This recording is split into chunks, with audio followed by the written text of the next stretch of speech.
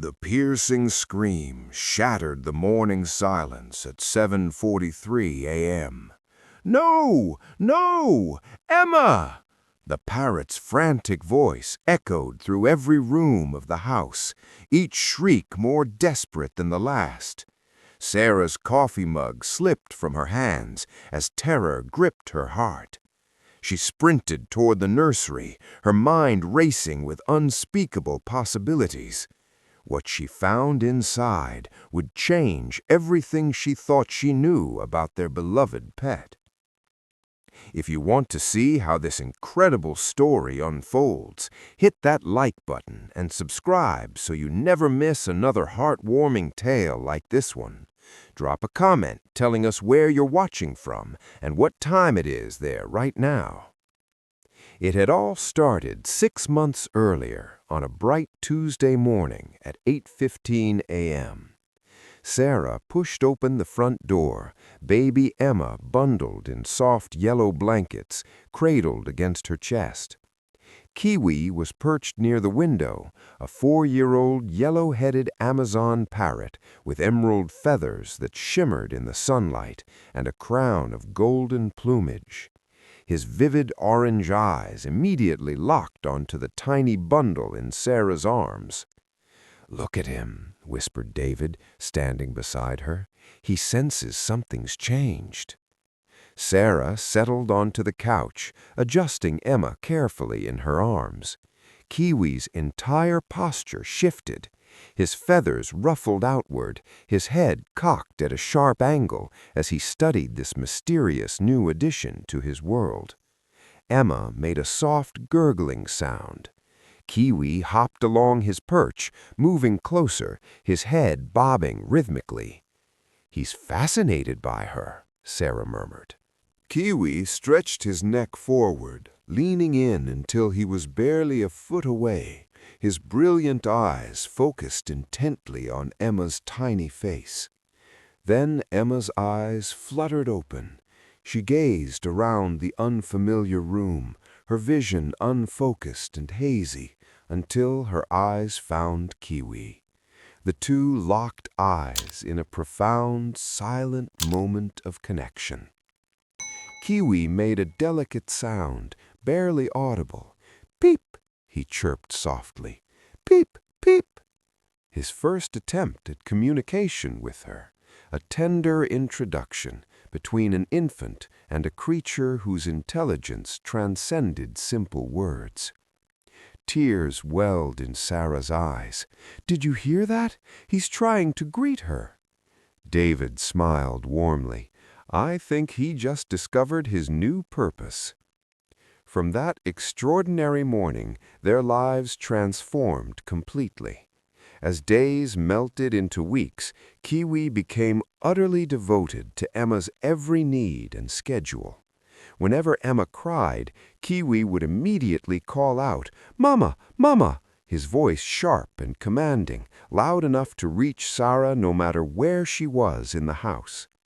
Sarah would rush in to find Kiwi on his perch beside the crib, gazing down at the fussing infant with concern.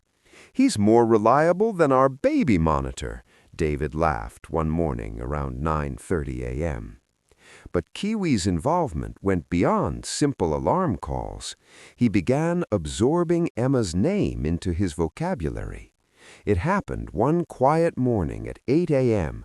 when Sarah leaned over the crib and whispered tenderly, "Good morning, Emma." From his nearby perch, Kiwi's head snapped to attention. "Emma, Emma," he repeated deliberately. "Emma." Sarah's breath caught. "David, come here. He just said her name." Over the next few days, Kiwi practiced relentlessly. "Emma, Emma." And soon he wasn't just repeating it. He was using it with intention and meaning. When Emma woke from her afternoon nap around 9:45 a.m., Kiwi would call sweetly, "Emma, wake up, Emma." When she grew fussy, he'd coo, "Good girl, Emma, good girl." He'd learned the phrase from Sarah, But now he wielded it independently with his own perfect timing. Emma would burst into giggles whenever she heard Kiwi's signature whistle, a bright three-note melody he'd composed exclusively for her. She'd stretch her miniature hands toward him when he perched on the edge of her crib, and he'd delicately touch her fingers with his curved beak. Kiwi would murmur to Emma as she drifted off to sleep around 7 p.m. each evening, "Love you, baby. Love you, Emma." Words he'd absorbed from Sarah and David, now spoken with his own genuine affection. Their bond strengthened with each sunrise, but then everything shifted. Kiwi began displaying peculiar behavior around Emma during her sleep. It started subtly one morning at 8:30 a.m. Kiwi would land on the crib's wooden rail and stare down at her for extended, unnaturally quiet periods.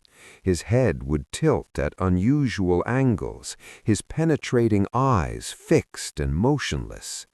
Initially, Sarah dismissed it. "He's just being protective," she reassured herself. But the behavior escalated. Sometimes Kiwi would lean dangerously close, his golden head hovering mere inches from Emma's face, his beak parted slightly as though preparing to act. David noticed it first one evening around 6:30 p.m. "I don't like the way he looms over her like that," he said, his voice uneasy. "Something feels wrong." Sarah's brow furrowed. "He's just being watchful, that's all." "It seems like more than that," David said quietly. "It seems obsessive." One afternoon at 9:15 a.m., while Emma slept peacefully, Kiwi suddenly swooped down and landed directly beside her in the crib. He pecked at her blanket with sharp, purposeful jabs, not hitting Emma directly, but dangerously close, near her delicate head. Emma stirred and whimpered softly. Sarah rushed in instantly. "Kiwi, no!" she snapped, waving him away urgently. Kiwi shrieked in fierce protest, his wings beating wildly, his feathers standing on end with agitation. "Did you see that?" David asked that night, his voice tight with concern. "He pecked right next to her head. What if he'd struck her face?" Sarah lay awake for hours. She kept replaying the scene in her mind, Kiwi's sharp beak positioned so close to Emma's fragile skin. What if David was right? What if Kiwi was becoming a threat? Then came the incident that filled them both with dread. At 8:45 a.m. on a Thursday morning, Kiwi landed directly on Emma's stomach while she slept, standing there motionless, staring down at her face with those intense, unblinking eyes. Sarah witnessed it and felt ice flood her veins. She ran in and seized Kiwi, pulling him off Emma with force. "No, Kiwi, no! You absolutely cannot do that!" Kiwi shrieked, a harsh, angry sound, and fought against her grip. Emma woke, crying, frightened by the commotion. David appeared in the doorway, his face drained of color. "What happened?" "He was standing on her," Sarah said, her voice shaking. "I don't understand what's wrong with him." Are you hooked on this story? Make sure you're subscribed and hit that like button so you don't miss what happens next. Let us know in the comments what you think is going on with Kiwi. Emma was napping peacefully one afternoon at 9 a.m. when Kiwi began screaming. Not his typical calls. These were frenzied, almost violent. "Emma! Emma! Emma!" over and over, each repetition louder and more panicked than the last. Emma woke crying, terrified by the explosive noise. Sarah found Kiwi on the crib rail, his feathers bristling, his eyes wild and unfocused, his entire body trembling with distress. "What is wrong with you?" Sarah demanded, lifting the screaming infant. "Why are you behaving like this?" Kiwi shrieked again, even more forcefully. "No! No! No!"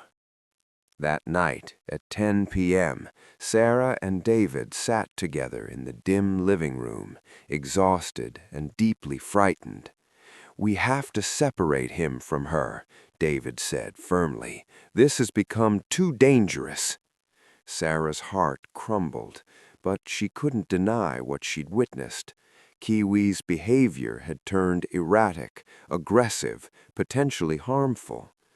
"Maybe you're right," Sarah finally admitted, her voice barely audible, just temporarily. The next morning, at 7 a.m., they relocated Kiwi's perch to the living room, away from Emma's nursery. Kiwi protested loudly, calling "Emma! Emma!" repeatedly, his voice filled with anguish. Sarah wept as she closed the nursery door, physically shutting Kiwi out. She felt like she was abandoning him, but she was Emma's mother first, and mothers shield their babies, even from those they deeply love. The following afternoon at 8:20 a.m., Sarah was in the kitchen preparing Emma's bottle. Emma was napping upstairs in her crib, and Kiwi was stationed on his perch in the living room. Suddenly, Kiwi exploded into action. He launched himself from his perch and rocketed up the stairs faster than Sarah had ever witnessed. "Kiwi!" she shouted, chasing after him. "Kiwi, no!" But Kiwi wasn't stopping.